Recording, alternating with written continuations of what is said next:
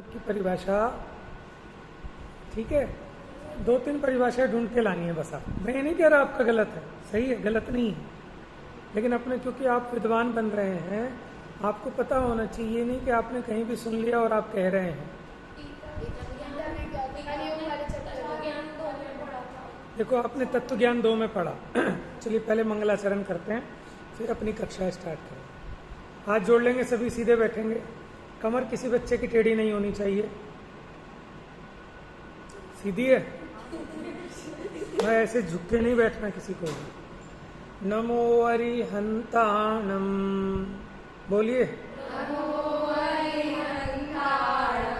नमो सिद्धाणम, नमो आयरियाणम,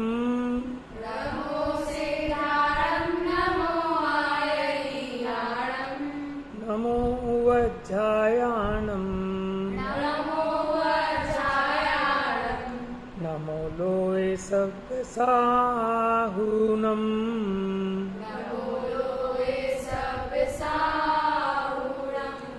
सिद्धम शुद्धम प्रणमीय,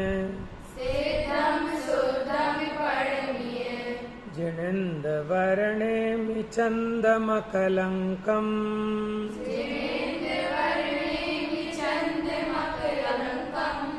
गुणरयण भूषणुदयम्, जीवस्य परुवणं वोच्छम्,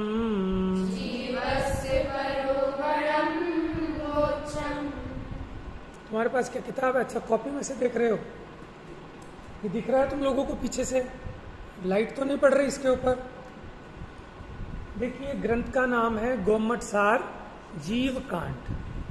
गोमट सार ग्रंथ के 2 पार्ट, जीव कांड और कर्म कांड। गोमट का मतलब क्या होता है?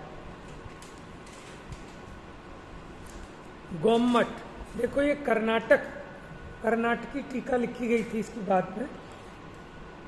ये लिखा गया वो भी कर्नाटक में ही। किन्होंने लिखा था ये गोमट सार ग्रंथ? आचार्य नेमी चंद्र सिद्धांत चक्रवर्ती ने। चलिए, मैं इससे पहले आप इधर देखिए, बातें आज कई सारी बतानी है क्योंकि प्रारंभ है, नाम वगैरह भी बताऊंगा। पहले बोलिएगा सही। इधर देखिए, सिद्धम आती है? अच्छा, ठीक है, इसका मीनिंग भी आ गया होगा फिर। चलो, मीनिंग अब बता दो। पढ़ना आता है सब, फिर भी मैं एक बार बता देता हूँ अपनी तसल्ली के लिए, बाई चांस किसी को ना आता हो। बेटा इधर देखो, नाम आपका दोनों का आज्ञा, आज्ञा, आर्या। वैदेही का पता है? स्वस्ति, अदिति, अनिमेष। 1-2 दिन थोड़ी गड़बड़ हो सकती है। चलिए, सिद्धम शुद्धम प्रणमीय। जो सिद्ध हैं, लिखने की जरूरत नहीं है बेटा, ऐसे ही याद रखो समझ के। सिद्ध माने जो सिद्ध हैं, शुद्ध हैं। प्रणमीय मैंने प्रणाम करता हूँ, झुकता हूँ, नमस्कार करता हूँ। जिनेन्द्र यानी जिनेन्द्र। वर माने उत्कृष्ट।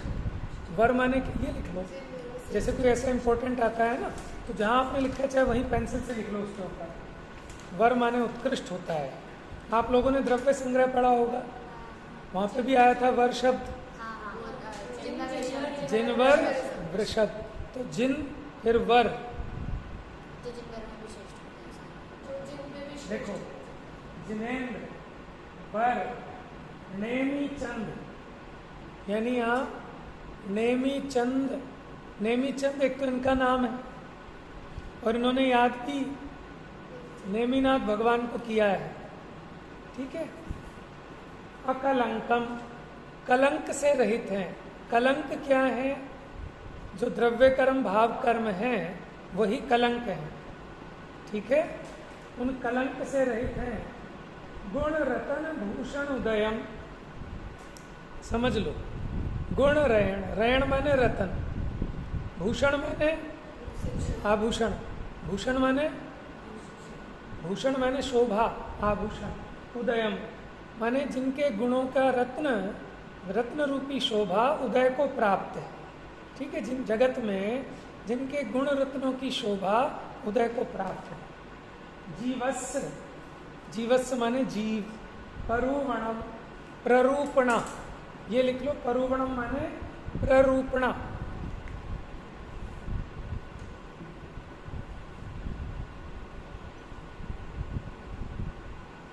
मोक्षम मैंने कहता हूं, वर का मतलब के लिए आपने उत्कृष्ट।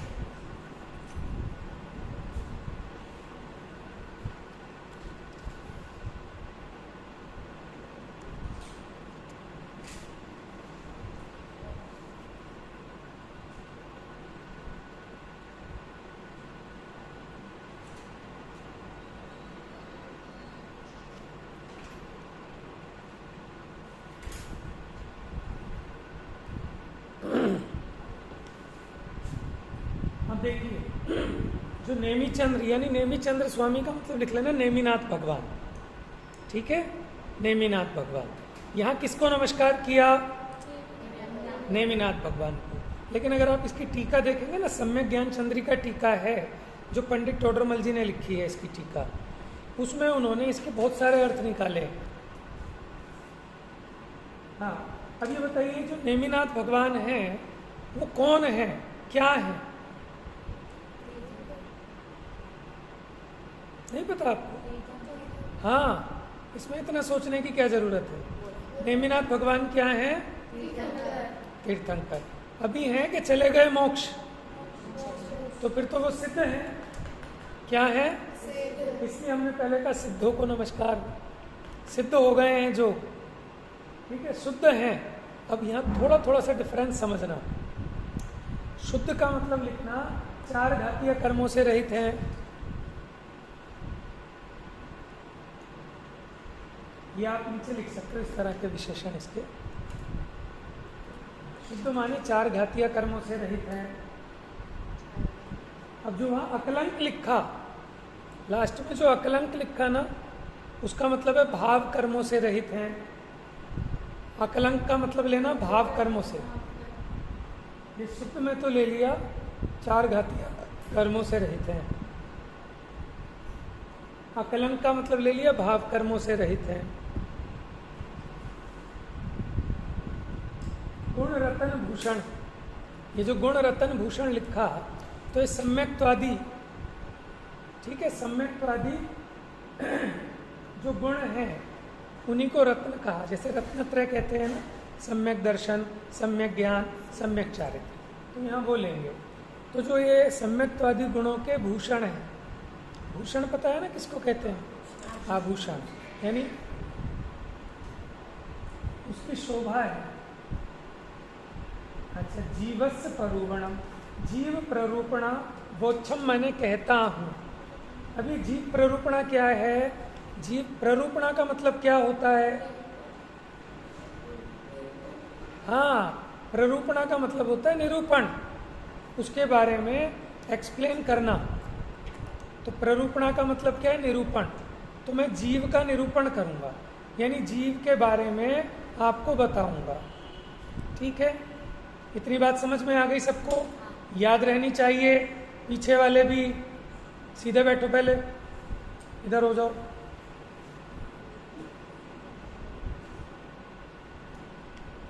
देखो, जिसको जो चीज़ नहीं समझ में आएगी पूछ लेना साथ के साथ। अभी बताओ, बहुत सारी बातें हैं ना। एकदम क्या होता है, जैसे बोतल का मुंह छोटा है और अंदर पानी ज़्यादा, आप उल्टा करो एकदम सब अटक जाता है। तो 1 बाय 1 याद रहेगा। मैं भूल जाऊंगा तो आप याद दिलाएंगे। ये गाथा का सामान्य अर्थ आपको समझ में आया? सिद्ध इसलिए कहा जो अभी सिद्ध हो चुके हैं, लेकिन हम तो तीर्थंकर अवस्था को पूज रहे हैं। आप में से कोई बता पाएगा कि हम तीर्थंकर दशा को क्यों पूज रहे हैं? जो बताएगा वो वास्तव में इनाम का अधिकारी होगा। अच्छा, हाँ, वेरी गुड। आर्य आज्ञा, बहुत बढ़िया भाई। क्लैपिंग बनती है इस बच्ची के लिए। क्यों? अब सिंपल सी बात देखो, आपने नमोकार मंत्र में पहले अरहंतों को नमस्कार किया कि सिद्धों को? बाल बोध भागे किसको? क्यों? सिद्ध बड़े हैं कि अरिहंत? फिर अरिहंतों को क्यों किया? क्योंकि हम स्वार्थी हैं, क्योंकि हम स्वार्थी हैं। स्वार्थी होना ही चाहिए, क्योंकि अपने प्रयोजन के लिए ही काम किया जाता है। तो हमारा प्रयोजन सिद्ध भगवान से ऐसा सिद्ध नहीं होता जैसा अरिहंत भगवान से। और उसमें भी कौन से अरिहंत? जिनका उपदेश खिरता हो। आप मुझे बताएंगे, रत्नकरण श्रावकाचार पढ़ा आप सभी ने, वो अरिहंत जिनका उपदेश खिरता है उनके लिए एक टर्म यूज होता है। क्या नाम है उनका? रत्नकरण श्रावकाचार की गाथा है, नियम सार जी की भी गाथा है। अरे शुरू का ही अधिकार है, सम्यक दर्शन अधिकार शुरू में ही होगी, तीसरी चौथी पांचवी गाथा। ये तो आप जिनवाणी का बता रहे होंगे शायद। हाँ, ये उनके नाम बता रहे हो आप, इसी में से बताओ और नाम। देखिए उसके लिए एक शब्द यूज होता है आप्त। आपने सोचा क्यों आप क्यों यूज होता है? सच्चे देव के लिए। लेकिन आप्त का मतलब है जो हितोपदेशी भी हो, क्योंकि जो भी वीतरागी हैं वो सर्वज्ञ हैं ही, लेकिन जरूरी नहीं है कि हितोपदेशी भी हो, क्योंकि सब अरहंतों की वाणी नहीं खिरती।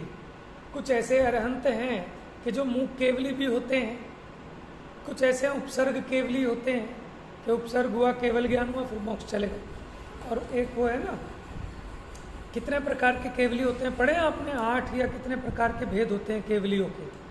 देखो आप लोगों को सीखने को बहुत कुछ है, बशर्ते कि आपको जिज्ञासा होनी चाहिए। विद्यार्थी का ये लक्षण है कि उसको चेष्टा, जिज्ञासा होनी चाहिए। जितनी ज़्यादा जिज्ञासा होगी उतना आपकी लर्निंग होगी।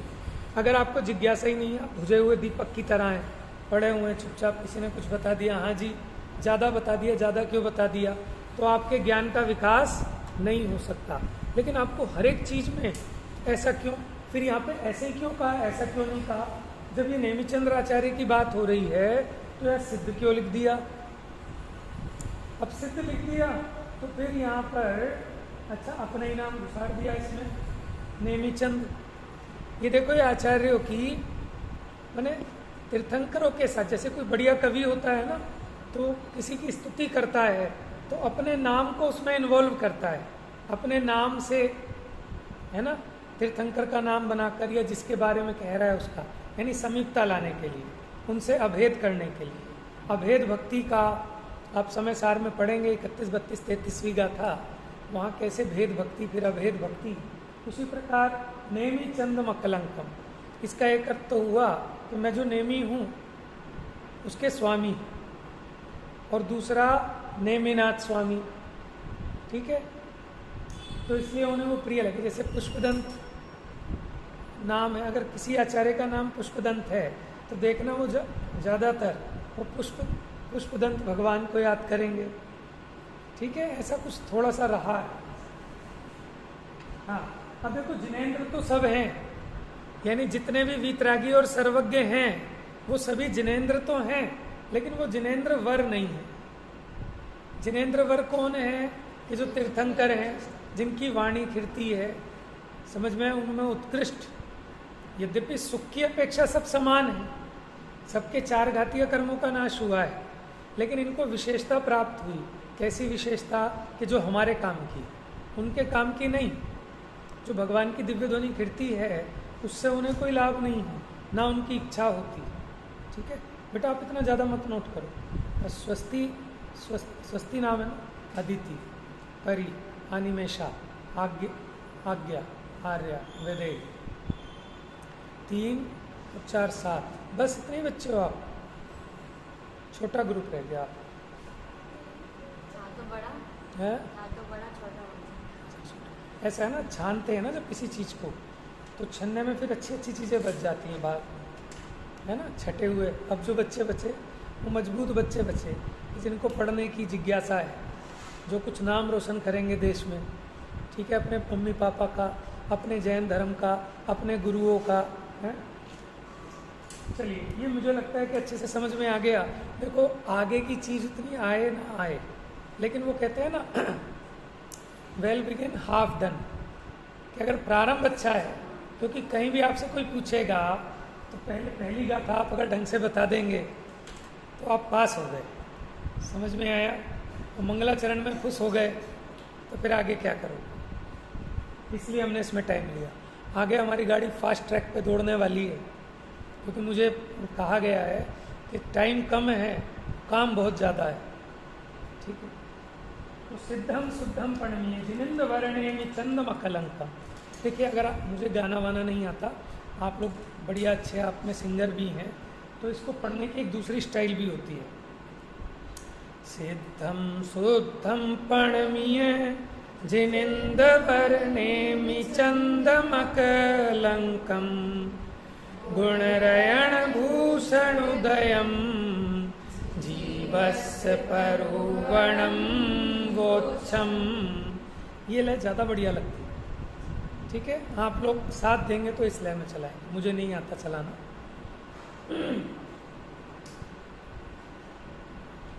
आपकी बात समझ में आई आपको? आप किसे कहते हैं? जो वीतरागी और सर्वज्ञ होने के साथ साथ हितोपदेशी भी हो। रतनकरण श्रावकाचार्य की गाथा याद आई आपको?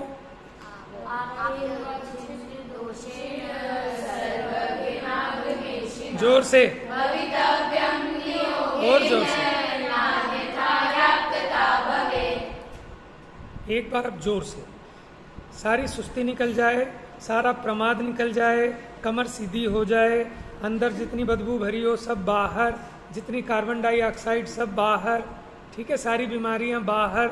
ये मंत्र हैं, समझ में आया?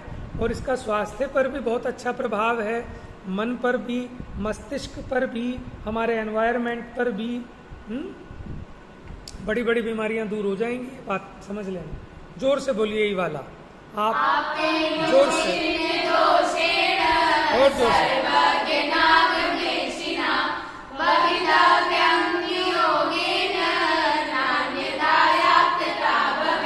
अर्थ पूछू किसी से? टाइम नहीं है लेकिन छोड़। अच्छा, ये आ गया। अब जब हम ग्रंथ का प्रारंभ करते हैं, कोई भी ग्रंथ, तो आचार्यों ने 6 बिंदु बताए हैं जिनको हमें ध्यान में रखना चाहिए। ठीक है, किसी भी ग्रंथ में ग्रंथ प्रारंभ के समय 6 बातें, 6 पॉइंट्स जिनको हमें जानना अनिवार्य है। तो 6 पॉइंट में यहाँ लिखता हूँ।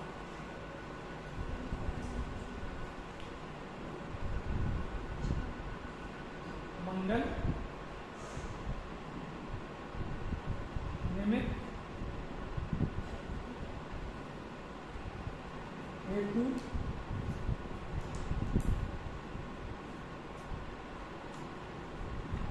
परिमाण, नाम, कर्ता। ये लिख लेना। ये 6 आवश्यक बातें हैं जो ग्रंथ के प्रारंभ में कहना जरूरी है।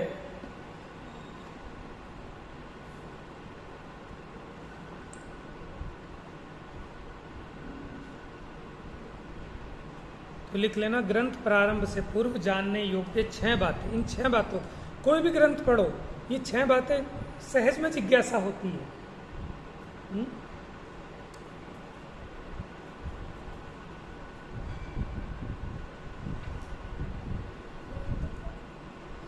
अब मंगल का मतलब है मंगलाचरण। मंगल का मतलब, मंगलाचरण क्या होता है? मंगलमयी आचरण, मंगल करने वाला आचरण, उसको कहते हैं मंगलाचरण। मंगल का अर्थ आपने पढ़ा है बालबोध भाग 1, सबसे पहले। इसकी व्याख्याएं षटखंडागम आदि ग्रंथों में बहुत की हैं। ठीक है, तो मंगल माने होता है जो पापों को गलावे, सच्चा सुख लावे, उसे मंगल कहते हैं। सामान्य से अपने इष्ट देव का स्मरण। क्या कहा? अपने इष्ट देव का स्मरण। इष्ट का मतलब है जिससे हमारा हित होता है। ठीक है, अब ये छोटी छोटी बातें लिखने की जरूरत नहीं है, आप लोग बड़े हैं बेटा, आप लोग भी लिखने में ज़्यादा टाइम मत वेस्ट करो। सुनो, ऐसी बात जो आपको लगता है कि मैं स्लिप कर जाऊंगा, मैं भूल जाऊंगा, बस उसको लिख लो थोड़ा सा, छोटा सा। पॉइंटर्स बना के। ये नहीं कि छोटे बच्चों की तरह पूरी कहानी लिख रहे हैं, यहाँ लिखी है अपने दिमाग की डायरी में, याद रहेगी। देखो कोई भी चीज़ हमें लंबे समय तक कब याद रहती है, जब हम जितना कंसंट्रेशन से उसको सुनते हैं और कंसंट्रेशन के साथ साथ उसका आनंद लेते हैं, क्योंकि हमारा दिमाग भी उन चीज़ों को याद रखना चाहता है जिसमें हमें आनंद की प्राप्ति हुई हो। समझ में आया? तो आप आनंद लेना सीखें, जिनवाणी का रसास्वादन लो, मज़ा आए आपको, भूख प्यास सब मिट जाए, आप भूल जाओ कि आज पेपर भी है, ठीक है ना, सब सारी चीज़ें दुनिया की भूल जाओ, ऐसे कंसंट्रेशन होनी चाहिए। हो रही है कंसंट्रेशन? मंगल माने इष्ट देव का स्मरण। इष्ट का मतलब ये नहीं कि हमारे भगवान है इसलिए हम पूज रहे हैं, इष्ट माने जिनसे हमारा हित होता है, परम इष्ट, परमेष्ठी बना है ना, परम इष्ट, जो हमारे परम इष्ट हैं, जिनसे हमारी आत्मा का कल्याण होता है। तो मंगलाचरण यानी सबसे पहले ग्रंथ के प्रारंभ में हम अपने इष्ट देव को याद करते हैं।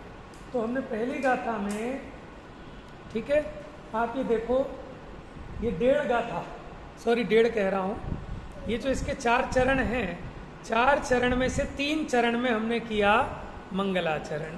तो मंगलाचरण में 2 बातें होती हैं, एक तो इष्ट देव का स्मरण और एक प्रतिज्ञा। प्रतिज्ञा क्या कि मैं क्या कहूँगा, जीवस्य प्ररूपणा, मैंने जीव प्ररूपणा वोच्छम कहूँगा, जीव प्ररूपणा का कथन करूँगा।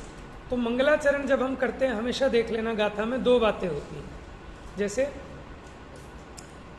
वंदितु सौव सिद्धे ध्रुवमचल मनोवमं गदिं पत्ते वोच्छामि समय पाहुड़ मृणमो शुद्ध केवली। पहले इष्ट देव को याद किया, सिद्ध भगवान को, दूसरे में प्रतिज्ञा ली कि मैं समय पाहुड़ को कहूँगा। ऐसे ही नियम सार में है, सबसे पहले नमीऊण जिनंद वीरम, ऐसे ही वो प्रवचन सार में भी वर्धमान स्वामी को नमस्कार किया, फिर प्रतिज्ञा ली। तो इसमें 2 बातें होती है मंगलाचरण में, पहले इष्ट देव का स्मरण और प्रतिज्ञा। क्या प्रतिज्ञा ली कि मैं जीव प्ररूपणा का कथन करूँगा। जीव प्ररूपणा माने जीव का प्ररूपण करूँगा, प्ररूपण माने निरूपण करूँगा, कथन करूँगा। तो जिसमें जीवादि का निरूपण हो, वो कौन से अनुयोग का ग्रंथ है? निरूपण हो, वो कौन से अनुयोग का ग्रंथ है? घबराओ मत, बोलो अनिमेषा, समझ में आ रहा है बेटा? कोई फास्ट अगर चल रहा हूँ तो स्लो बता देना, स्लो चल रहा हूँ तो फास्ट बता देना, फास्ट चलेंगे। जिसमें जीवादि का निरूपण हो, जिसमें जीवादि द्रव्यों का निरूपण हो, द्रव्यानुयोग ना, जिसमें जीवादि द्रव्यों का निरूपण हो, वो कौन से अनुयोग का ग्रंथ है? देखो, सामान्य जनों को हम इतना सोचने के लिए मजबूर नहीं करें, लेकिन मैं इसी में अपनी सफलता मानता हूँ कि मैंने आपको अगर जिज्ञासा उत्पन्न करा दी, ठीक है, आपको अगर ये बुद्धि उत्पन्न हो गई कि हर एक चीज़ में आप एक भी चीज़ आपकी नज़रों में से जो आपको नहीं आती वो निकलनी नहीं चाहिए। अच्छा, मैंने जैसे कैमरे जैसी आपकी नकल, वो बताया था ना, काग चेष्टा बको ध्यानम, ये विद्यार्थी के लक्षण है ना, तो आपका ऐसी एकदम चेष्टा होनी चाहिए, ये क्या है, ये तो मैंने पहली बार सुना है, इसका क्या मतलब है, अगर यहाँ ऐसा है तो वहाँ वैसा क्यों नहीं है? तो मैंने क्या कहा अभी आपको, जीवादि का निरूपण तो द्रव्यानुयोग में आना चाहिए, लेकिन सब कहते हैं कर्णानुयोग का ग्रंथ है। समझ रहे हो आप? तो होना तो ये द्रव्यानुयोग का चाहिए, क्योंकि इसमें तो जीव द्रव्य का निरूपण है, लेकिन फिर इसको कर्णानुयोग में क्यों डाल रहे हैं? आप एक बात समझना, ऐसा हार्ड एंड फास्ट रूल नहीं है कि जो कर्णानुयोग का उसमें गणित ही गणित होगा बस। जीव की बात, वो तो चारों अनुयोगों में मिक्स मिलेगी। प्रथमानुयोग में भी 6 द्रव्य 7 तत्व का उपदेश आता है, मुनिराज ने उसको उपदेश दिया। आत्मा परमात्मा का भेद विज्ञान आता है, और द्रव्यानुयोग में भी उदाहरण आ जाते हैं, ठीक है, जैसे कोई राजा का उदाहरण दे दिया, चादर ओढ़ने वाले का चादर का उदाहरण दे दिया, तो वो भी प्रथमानुयोग हो गया एक तरह से। तो उसमें क्या हमने मोटे रूप से विभाजन किया कि जहाँ इसकी मुख्यता हो, क्या कहा, मुख्यता की अपेक्षा हम डिवीजन करते हैं, बाकी एक अनुयोग में सारा ही कथन होगा, सर्वांगीण होगा। जीव का निरूपण तो है, और जीव का ही निरूपण समय सार में भी है। अब समय सार में और गोमट सार में क्या अंतर है फिर?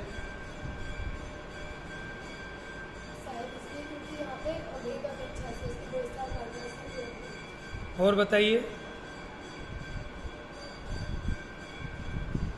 देखो, एक कथन ये हो सकता है कि वहाँ शुद्ध जीव का निरूपण है, शुद्धात्मा का निरूपण है ना, यहाँ अशुद्ध आत्मा का निरूपण है, अशुद्ध जीव का निरूपण है, संसारी जीव का निरूपण है। ये इंपॉर्टेंट बात है आप लोगों के लिए। पर ही समझ में आ रहा है बेटा? अदिति समझ में आ रहा है? नाम याद हो गए मुझे। स्वस्थ।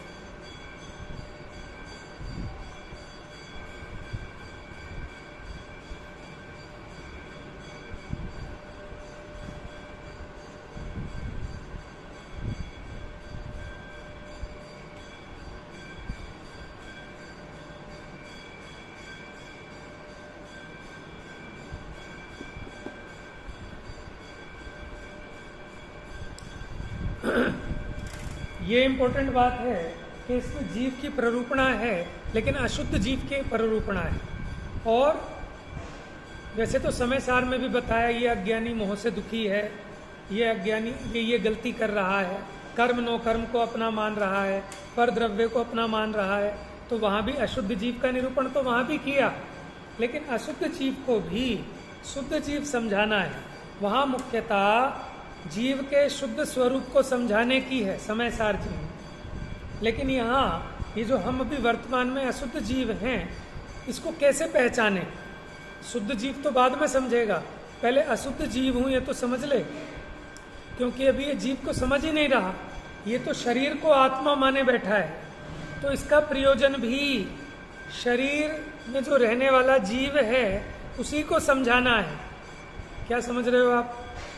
कि यहाँ जो जीव की प्ररूपणा कर रहे हैं, समझाना इसके द्वारा भी जीव को है। ये जीव को जाने तो सही, ये जो गुण स्थान वाला है, मार्गणा स्थान वाला है, गति वाला है, पता चले वो जीव ढूंढने जा रहा है, अलमारी खोल के देख रहा है कहाँ मिलेगा जीव, क्योंकि जीव के श्रद्धांत से सम्यक दर्शन होता है।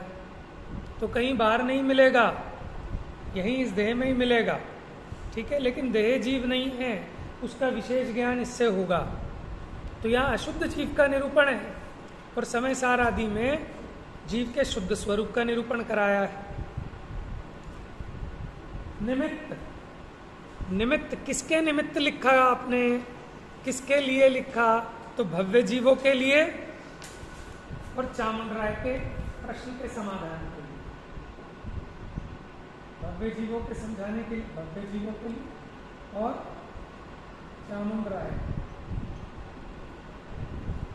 लिख लो जल्दी ये बात। हेतु, हेतु माने उसका प्रयोजन। हेतु माने क्यों भाई, क्यों कर रहे हो? प्रयोजन दो हैं, एक प्रत्यक्ष और एक परोक्ष। प्रत्यक्ष प्रयोजन हम बताता हूँ, परोक्ष हैं दो प्रकार के। एक होता है अभ्युदय, एक होता है मोक्ष। प्रत्यक्ष में अज्ञान का विनाश, ये तो साक्षात तुरंत लाभ मिलता है ना आपको। अज्ञान का विनाश, सम्यक ज्ञान का प्रकाश।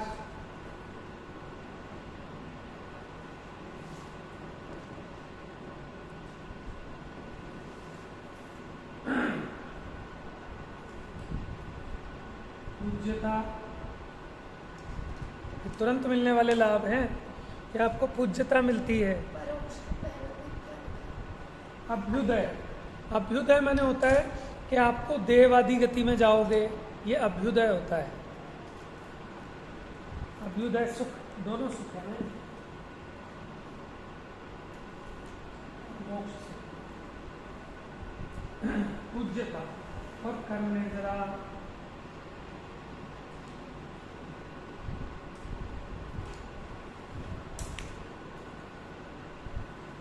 नोट कर लिया?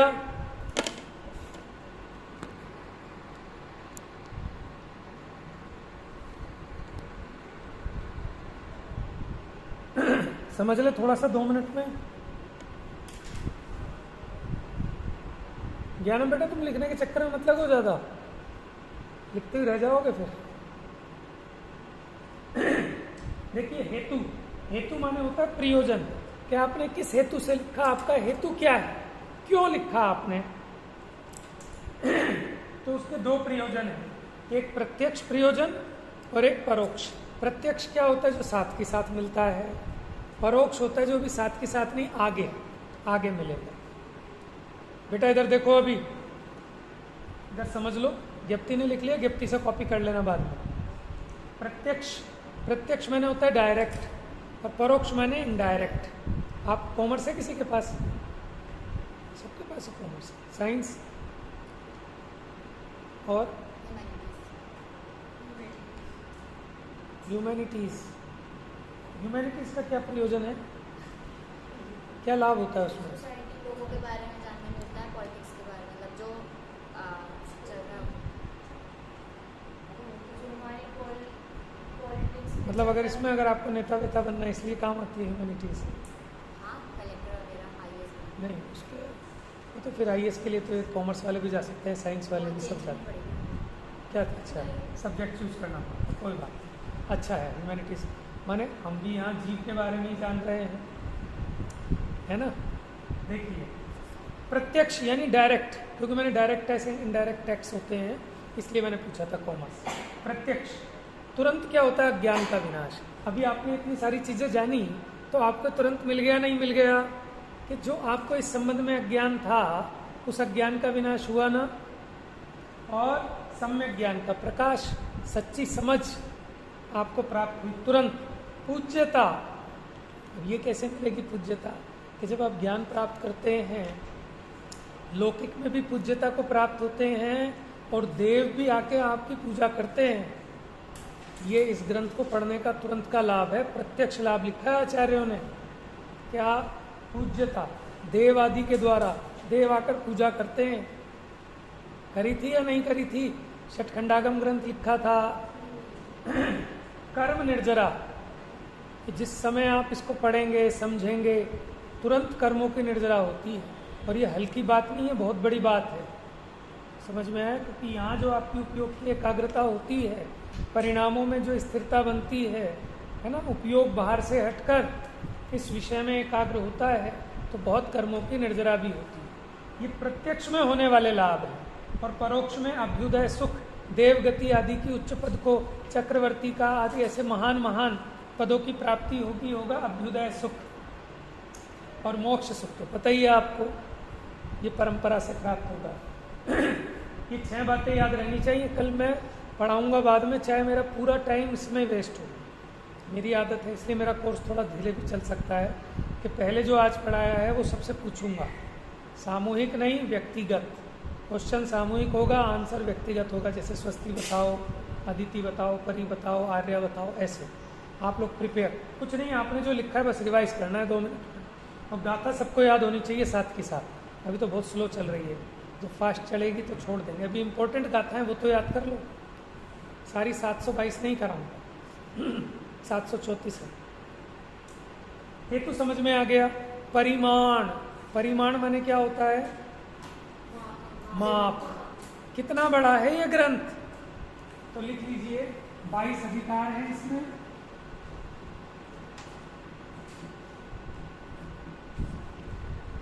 734 गाथाएं। ये हो गया परिमाण। इस ग्रंथ का नाम, नाम बताओ। गोमठ सार जीव कांड, नाम तो समझ ही गए आप। कर्ता कौन है इनके? अब कर्ता भी 3 तरह के, मूल कर्ता, अर्थकर्ता।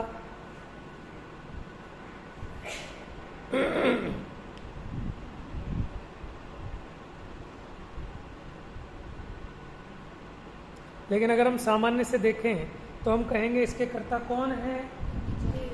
नेमिचंद्र, आचार्य नेमिचंद्र सिद्धांत चक्रवर्ती। अब ये सिद्धांत चक्रवर्ती क्यों, उसकी चर्चा हम कल करेंगे, ठीक है, याद दिलाना आप। आपका भी एक पॉइंट हो रहा है गोमठ, वो भी फिर चर्चा कल होगी, आज समय नहीं है। तो कर्ता के 3 प्रकार। मूल कर्ता, मूल कर्ता कौन है? तीर्थंकर देव।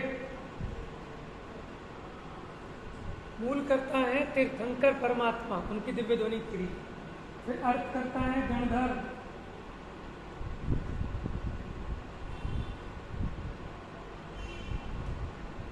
और फिर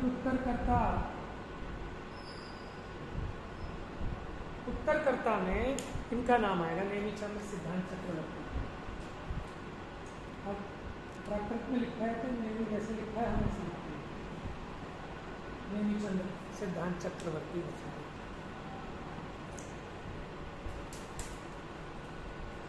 हम जो मंगलाचरण पढ़ते हैं उसमें भी हम पढ़ते हैं मूल कर्तार श्री सर्वज्ञ देवा तदुत्तर ग्रंथ कर्तार गणधर देवा प्रति गणधर देवा तेषाम वचनानुसार माँ साध्य आचार्य नेमी चंद्र विरचितम।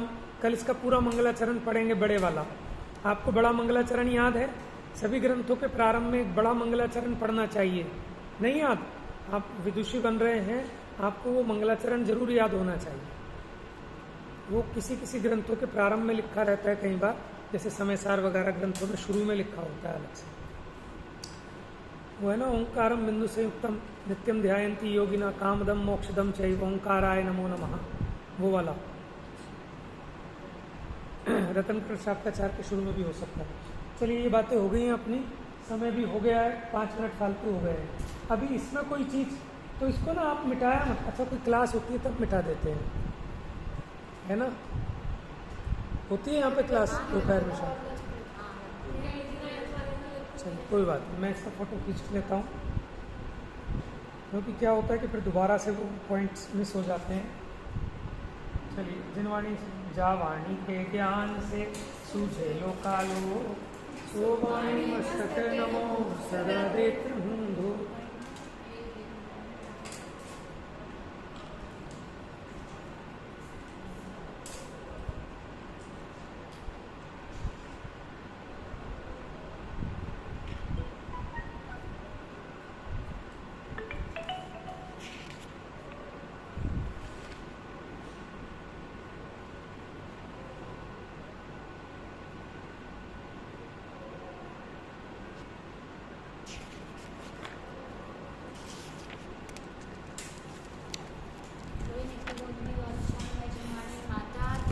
जय हो, महान जैन धर्म की जय हो, एक साथ बोले जय जिनेन्द्र जय।